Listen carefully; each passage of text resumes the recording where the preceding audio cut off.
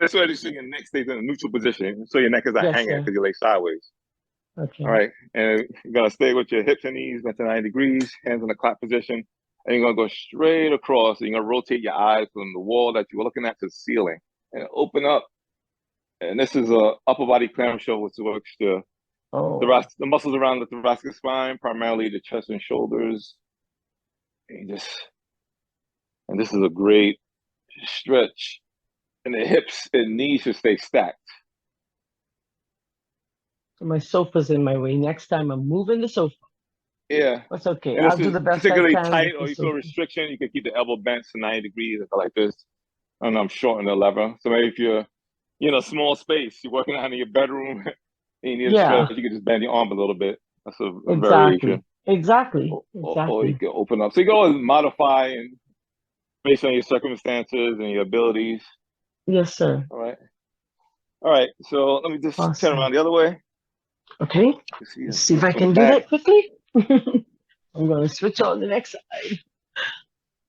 All right, All guys, right. you should be doing it with us. Okay. So it's 90 degrees. All right. Okay, this one I get a full range of motion because my sofa's not in the way. Awesome. All right. So you can see the I like alignment. that. Sometimes So it's good now to I see can things see at your different back too. You angles. see exactly. I like that. Um, so my back is to the camera, which is not ideal, but just so you can see what it looks like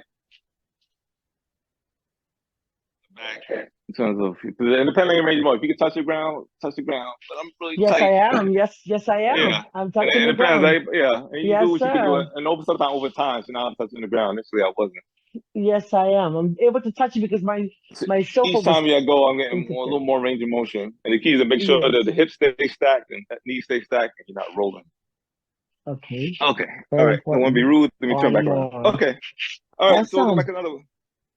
All right. So now we're going to do another variation of a clamshell. To strengthen the hips. This Okay. is bottom leg bent.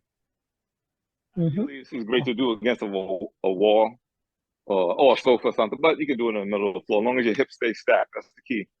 All right. Mm-hmm. So bottom leg's gonna be bent and the top leg is gonna be straight. All right.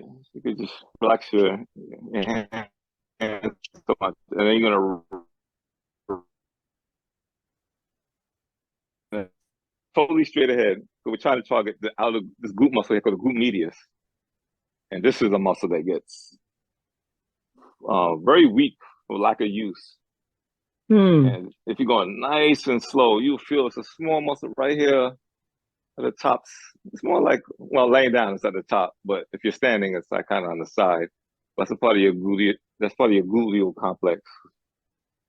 And if you do this real slow, you'll feel this in that top leg. All right, so it's just a slow lift. And the key is to make sure that foot stays pointing straight ahead. You don't want it to turn out. That's the typical thing that happens. You want to target here. If you turn the leg out, you're going to work a different muscle, but you want to keep the leg totally straight. All right, Okay. and I'll just turn around again so you Do can. the other side. Let's do the other side. So Let's bottom go leg there. bent, good. Top leg straight, Okay. and just lift. Bottom leg bent. Top leg straight. Yeah, keep the knee straight and Yes. that foot pointing to the wall that you're facing. Woo. Should have And burned. yeah, and you can Awesome. feel some if you're really fatigued or tired or weak, you'll feel that lactic acid build up there. That's okay. Work through that, and then when you get advanced, there are ways you could, like I said, you can always make these exercises a little more challenging, adding resistance, elastic resistance, ankle weight. But if you do things really Mm-hmm. slow, you can feel it. Okay, don't want to be rude again. Very All right, nice. Very nice. so all right, so we're gonna go into another. We're gonna transition Oh, okay. another side exercise called a slide plank. This requires a lot of shoulder stability as well as trunk stability. All right, and we're gonna we'll keep it at a very entry level. We're gonna keep both knees bent, so you want a Yes, sir. total straight line with your body. My knees are bent to 90 degrees. I'm totally straight. My elbow is Mm-hmm. right underneath my shoulder. And assume we'll be working with some beginners. We'll keep our hands on the ground. And you're going to lift your hips up. All right. Now, this is one of Okay. those things. Um, You Am I gotta doing hold that it. right? Oh, okay. Hold it. Am I doing that right? Do I look right? Yeah. Oh yeah. Okay. And you're gonna hold it. Sometimes if the neck muscles or things start to fatigue, then you can come back down and relax. Mm-hmm. This is the way you can do it. But ideally, this is something you're gonna hold for endurance, like muscle endurance. This works those deep core stabilizers, specifically those lateral ones under the obliques. Yes, You're gonna sir. hold it up. And ideally, 20, if you can hold this for 30 seconds, that's awesome. Then you could probably ready to progress this with more challenging. But 30 seconds is great on it for this exercise. And if it's too much, you can go out and go up, maybe for 5 seconds and come down. Okay, let's try and do 20. All right. So you can always progress it. But this is a stabilization exercise for the trunk and also the shoulder girdle. And these exercises here will really challenge your core if you're deconditioned. So it's a good place to start. You don't need any fancy machines. Let me just show you how it looks from the back. Okay, let me do my next side. You want to be Let's balanced. switch to the other side. Let me try. All right. And then we'll lift up. You can keep your fingertips on the ground to the front. Sometimes that just helps you in the beginning.